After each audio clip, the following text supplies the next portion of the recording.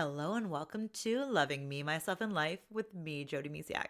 And today we're talking about trusting the unknown, letting go and letting life lead. Now, that being said, that sounds so much easier than sometimes it actually is.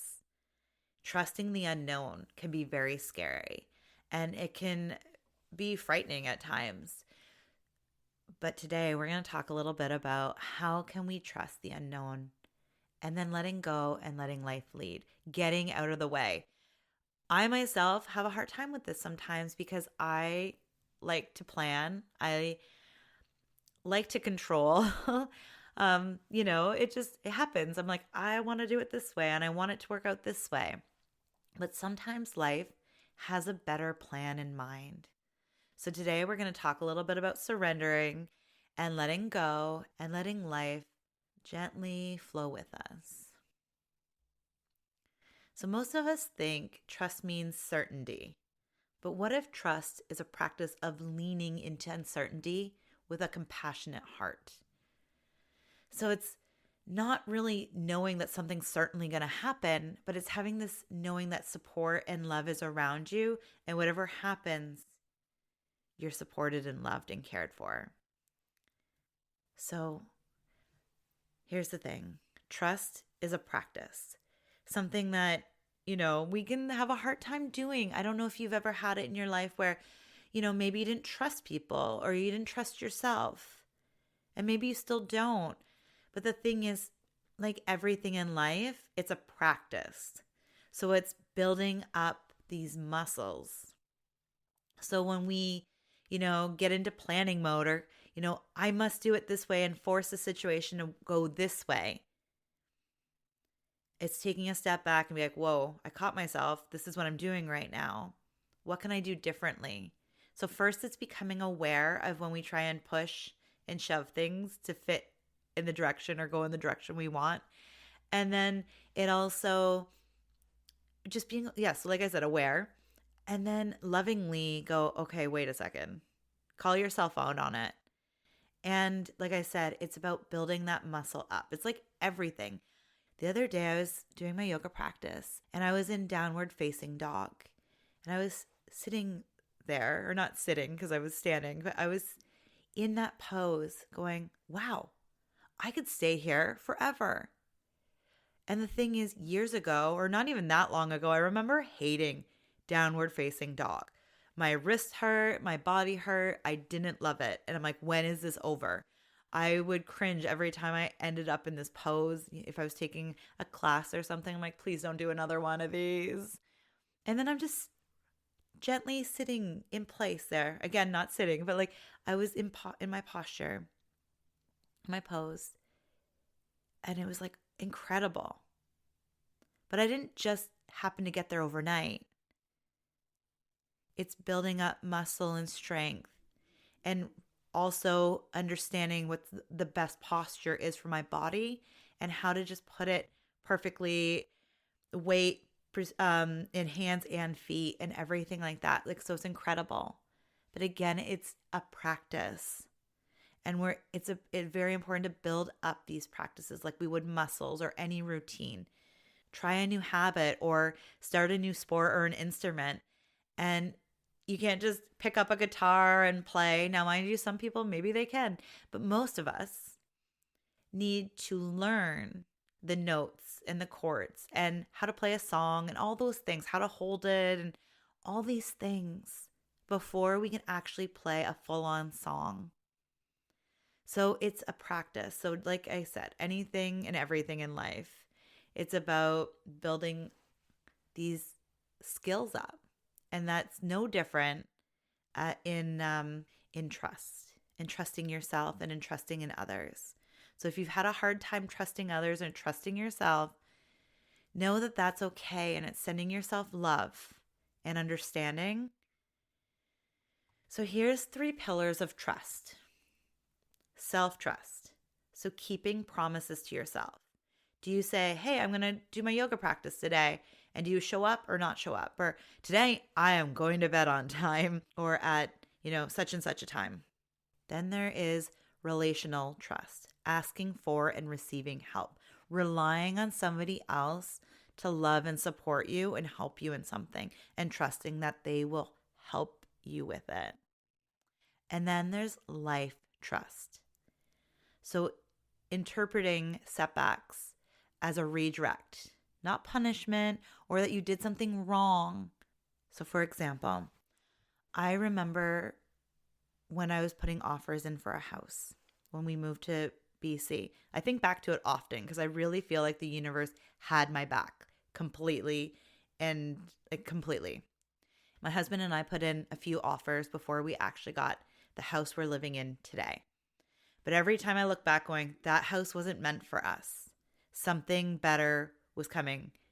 And I know I had a hard time figuring out which one. I had a lot of fear and stuff still at the surface of moving so far away from my family. And was this the right choice and things like that. The beautiful thing is, though, when I allowed life to support me and when I opened up to trusting that the universe had my back, that's when beautiful things happened. And like I said, so we put in an offer and somebody else did too. And then we didn't get that one. And again, every time I look back going, I am so glad we ended up in the neighborhood we did and the house we did and everything. And if something different played out, we wouldn't be here in this moment today. So sometimes life has a bigger plan for us. So some things that look like setbacks were actually life gently pushing us to a different opportunity. So in the time that it happened, I remember feeling frustrated and angry at times, mostly frustrated though, because we're like, I just want to get a house. And then we were on a time crunch and things like that because we already sold ours and all that. But when I allowed to just be in that moment and trust, really, truly beautiful things happened. So like I've been doing pretty much this whole mini series, I would like to do another grounded practice with you today. If you are able to and willing, I would love you to join along if it's safe to do so. Find a comfortable position. Just gently breathing in and out. No controlling, no forcing, just breathing, being here in this moment. Think of one small thing you can let go of control of this week, over the week. So example, social plans, or where are you going to have supper or lunch? Maybe let somebody else make the plans or the decisions. Where can you let go of control over this week? And then gently close your eyes if it's safe to do so. Now visualize handing it to life. So you have this thing you want to let go of control of this week. Imagine it in your hands now. What is it? What does it look like? What does it feel like?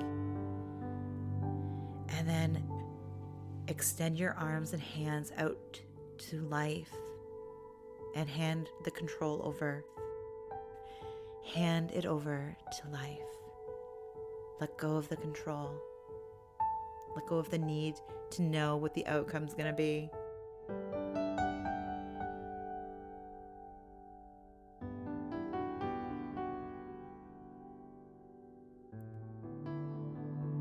And then slowly open your eyes. Reconnect to your breath.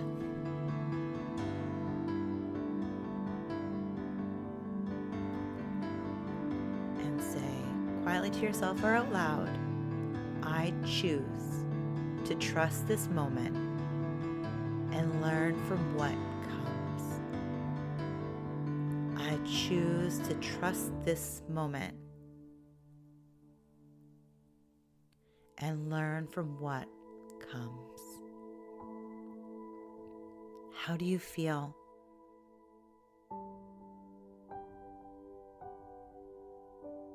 Notice any sensations or any stories that come up or arise for you. Are you feeling a little like, oh, I don't know if I can let that go? Maybe you didn't feel like you let it go. If the visualizing didn't work, you could go back again at some point And if you're more of a writing down kind of person, you can write it down on a piece of paper and place it in a box. Like, I'm letting go of control of this. So if that would feel better for you. But for this exercise, me walking it through, I thought visualizing it and handing it over would work really well.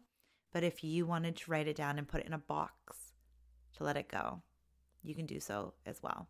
Whatever feels right to you and works for you. But how do you feel? Do you feel lighter? Maybe there's less tension, or maybe there's resistance. Like you don't want to let it go because you won't know who you are without it. No judgment, blame or shame or anything. Just gently acknowledge it. What showed up? Just hold witness to it. How does it feel? And if it felt scary, that's okay. Sometimes stepping out of our comfort zone can be scary. Okay, so I just want to go through a little bit about steps you can take to build trust with yourself. So trust building tools. So first, keep promises to yourself. Pick 3 realistic commitments and follow through. So it might be something to do with sleep or, eating or anything like that. Like maybe you want to eat healthy this week or do takeout less and things like that. Like whatever it is, pick 3 realistic commitments. Maybe it's pausing gently and slowly in the morning for 30 seconds or a minute or 5 or 10. Number 2, practice, ask and receive. Ask for support in a small way. You don't have to ask for major things. And maybe it can be as simple as, can you please replace the toilet paper when it's empty? It could be that simple. But it could be bigger. Can you please help me with supper? Or can you please help me do the dishes? And then really reframing your setbacks, looking at how life, when it gets not according to plan. I actually had a moment recently where our weekend did not go according to plan. I had high expectations. We were busy working, cleaning, doing things. And I thought, okay, this is a weekend where we're going to have so much fun. And I had so much fun planned. And I was like, yay, I worked really, really hard the week before and a couple weeks and like working lots and lots just to have a beautiful weekend. And then life had other plans for us. My oldest was not feeling well. And actually my son too. Both my kids really had like colds, and like my oldest actually had a fever and things. And I had to let go of my plan. And honestly, if I didn't have a plan, my expectations that I had, I wouldn't have felt the way I felt. So I had to surrender my plan to the universe and to my life. I could just be like, okay, that's what I had planned, but I no longer, I understand. And I half laughed, half not laughed. I didn't cry, but I was kind of like, oh, there's life reminding me that I can't control or plan everything. Like, thanks, life, for reminding me that sometimes we just need to be in the moment. So we had a really amazing weekend, other than the fact that my oldest wasn't feeling well and was kind of out of commission for a day. I looked at it as going, oh, good. They had a 4-day weekend and they're not missing school because they really love school and they would have been really disappointed. So I was looking at like, oh, this is good. They have time to heal and get better and not miss school. And at the same time, it allowed us to slow down and really just be present as a family with no going and doing. Like, we didn't have crazy plans, but I did have, we wanted to go out and do things and that. And we just really slowed it down. We still had a beautiful family day weekend and got to hang out. It was just at a much slower, less controlled experience.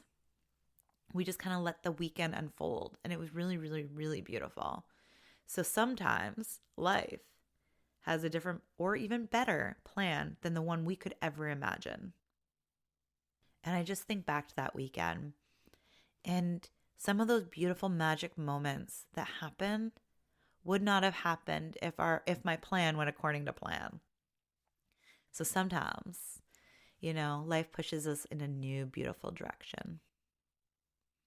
So, next week is the final episode of the mini series Life Loves You. And we're going to really talk about how to really use this as a practice, rituals, community, and then a lifelong practice of this beautiful phrase that we've been using for the whole month. So I'm really, really excited to share. And I'm so excited that you're here. So first, I want to say, before I forget, thank you so, so much for being here. I send you so much love from the bottom of my heart for being here, for showing up for you. And I just really appreciate you. And I'm sending you so, so much love right now, right here. And just know that you're beautiful and amazing. And life loves you. And if you love this episode, please share it. Share with others. The world needs to hear that they are loved too. And if you love this episode and this podcast, please subscribe. Please support the podcast in whatever way you can. It kind of just keeps the lights on, per se. And I'm just incredibly love doing this podcast. It brings me so much joy.